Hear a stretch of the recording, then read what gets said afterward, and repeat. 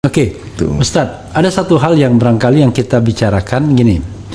Dimensinya banyak sekali pastinya, ya kan? Tapi kita bicara tentang otoritas, ya kan? Siapa yang memiliki otoritas untuk menafsirkan sebuah sikap?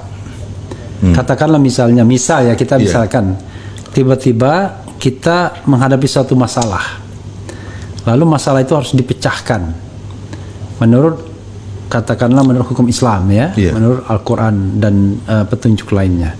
Siapa yang berhak memutuskan itu sebagai otoritas? Tergantung. Let's say misalnya LGBT gitu-gitu kan? Ya begini. Misalnya, siapa yang berhak gitu? Gini aja. Atau perkawinan yang beda keyakinan agama gitu. Gini, dalam Al-Quran itu ada dua macam ayat. Ada ayat yang muhkamat, yang terang jelas, dan ada yang mutasyabihat. Mutasyabihat itu ada remang-remang, yang kurang jelas, bisa menimbulkan banyak pengertian. Nah, kalau dalam perkara-perkara yang jelas terang itu tidak mungkin ada perbedaan. Kalau ada perbedaan itu pasti salah. Pasti salah.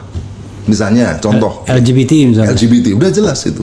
Karena ayat Al-Quran tentang LGBT, terutama kaitannya dengan perbuatan liwat, itu terang disebutkan dalam beberapa ayat yang disebut fahisyah, perbuatan yang keji. Kalau disebut fahisatan, perbuatan keji, itu pasti kejahatan. Jadi tidak mungkin mengatakan ini perbuatan yang bagus dan seterusnya. Apalagi kalau kita kembalikan kepada yang kalau tadi sudah otoritatif menafsirkan Quran siapa? Rasulullah. Apa kata Rasulullah? Man wajadtumuhu ya'malu amala qaumi lutin faqtul fa'ila wal maf'ula bih. Faqtul fa'ila wal maf'ula bih. Siapa yang kamu dapati mengerjakan perbuatan kaum Nabi Lut, maksudnya liwat. Bunuhlah pelakunya dan objeknya. Jadi itu masa bisa ditafsirkan bahwa itu boleh. Hak setiap orang kan tidak bisa. Gitu. Jadi ada yang muhkamat. Kalau dalam bahasa yang lain ada yang qat'i, yang pasti. Qat'i, pasti. Ya tidak memungkinkan adanya perbedaan pendapat. Gitu. Jadi kalau ada perbedaan udah pasti nyeleneh dan tidak bisa diterima. Gitu. Apalagi yang disebutkan tadi kalau seandainya yang bisa memungkinkan adanya perbedaan pendapat, yang mutasyabihat tadi. Yang mutasyabihat itu ketika ada perbedaan pendapat. Nah, bukan berarti ketika ayat itu tidak sejelas dalam yang muhkamat. Maka pertama ayat yang mutasyabihat itu dikonfirmasikan, dirujukkan dengan ayat yang qat'i. Supaya kan Quran tadi seragam satu, gitu. Sebagai contoh gini, Bang Refli. Dalam bahasa Arab itu ada kata yang menunjukkan domir. Domir itu kata ganti. Saya itu satu orang, ada kami, ana satu, nahnu kami. Nah, kalau saya itu tidak ada perbedaan, artinya satu. Satu orang, tunggal, singular. Tapi kalau nahnu dalam bahasa Arab itu bisa menunjukkan banyak, bisa tunggal tapi maknanya lita'dim, litaksir untuk menunjukkan banyak, bisa lita'dim untuk menunjukkan besar. Nah, gitu. Makanya kami kalau kan terjemahan kami ciptakan, bukan saya ciptakan, kan?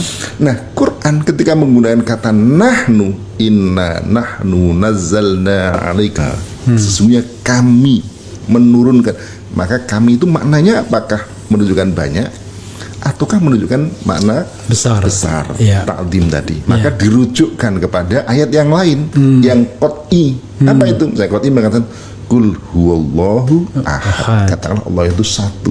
Berarti penafsirannya harus ke situ. Nggak boleh ditafsirkan banyak. Gitu. Karena itu bertentangan nanti dengan ayat yang terang. Ini beberapa kaidah dalam penafsiran. Jadi itu oleh karena itu orang yang menafsirkan itu harus punya punya kapasitas. Gitu. Sebenarnya kan kalau kita bicara misal dalam otoritas di Indonesia MUI gitu kira-kira gitu ya harusnya kan. Enggak, kalau MUI itu kan itu kan organisasi. Iya. Nah, bukan, ini otoritas itu terkait dengan kemampuan orang. That's okay, maksud saya itu kan di society. Iya, iya. Tapi kalau kita bicara level negara kan ya MUI lah misalnya kan mengeluarkan fatwa. Cuma kadang-kadang agak politis kan. Lah ya itu maksudnya. Nah makanya sebenarnya kalau menafsirkan itu ada dua sebenarnya. Iya. Aspek pengetahuan, ilmuwan, keilmuan, Iya. dan yang kedua adalah aspek ketakwaan. Nah ulama itu sebenarnya dua itu. Yang pertama dia mewarisi ilmu Nabi. Innamal ulama'u warasatul anbiya. Iya. Ulama itu adalah pewarisnya para nabi. Dan Nabi tidak mewariskan apapun, harta benda, dirham dinar, tapi warisul ilmu, mewariskan ilmu. Iya. Berarti dia yang punya ilmu mewarisi dari ilmunya Nabi. Iya. Tapi tidak hanya itu, ada aspek takwa. Nah, itu dalam ayat yang disebutkan innama yakhsyallaha min ibadihil ulama. Semuanya orang yang karena yang pintar pun ada juga yang tidak ngikutin Nabi. Nah, itu tadi. Yang ilmunya zaman pasca Nabi meninggal kan udah pecah itu beberapa orang. Sebenarnya ada yang tadi kasus-kasus dia punya ilmu bukan untuk mendapatkan kebenaran, tapi justru dijual. Al-Quran sudah melakukan itu, mengingatkan wala tashtaru bi ayati tsamanan qalila. Jangan kamu menjual ayat dengan harga yang murah. Kalau harga mahal boleh. Nah, ini juga ini saya ingin cuma guyonan ya. Iya, guyon. Tapi itu sebenarnya untuk menarik juga. Kenapa Quran mengatakan tsamanan qalila? Itu untuk menunjukkan begini Bang Harun. Seberapapun banyak harga yang kamu terima, itulah qalila. Oh, tetap murah. Tetap sedikit, tetap murah. Iya. Berapa miliar? Murah. Berapa triliun? Murah. Bahkan dunia Karena dan itu isinya pun apa istilahnya itu? Priceless. Iya. Iya kan? Jadi nggak ada harganya, dan bukan berarti nggak ada harganya terlalu murah, tapi ya nggak ada harganya. Nggak ada harganya. Iya, Wah, itu luar biasa Bang Harun. Belajar sebentar udah luar biasa. Masya Allah. Okay. Iya. Iya, tapi begini Ustadz, kan banyak hal ya, banyak aspek yang barangkali tentu tidak gampang ya memahamkan kepada orang-orang yang kadang-kadang bisa juga berbeda pendapat kan.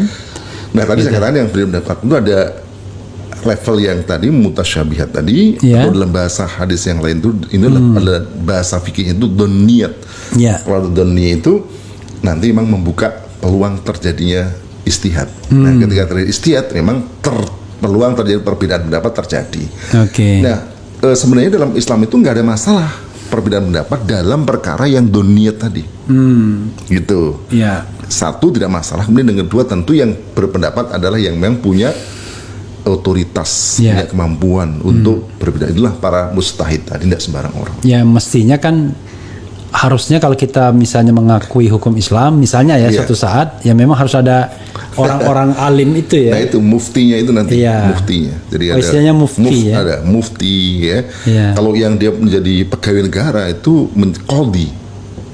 Jadi kalau tadi siapa yang punya otoritatif, maka kalau ada perbedaan pendapat bawa qadhi. Qadhi itu hakim. Nah, kalau qadhi, cuman bedanya kalau mufti keputusannya tidak mengikat. Iya. Kalau hakim mengikat. Kalau hakim mengikat ala sabil ilzam dalam bahasa kita itu. Jadi iqbal. Tapi hakim mana ini? Hakim garis atau hakim apa? Iya.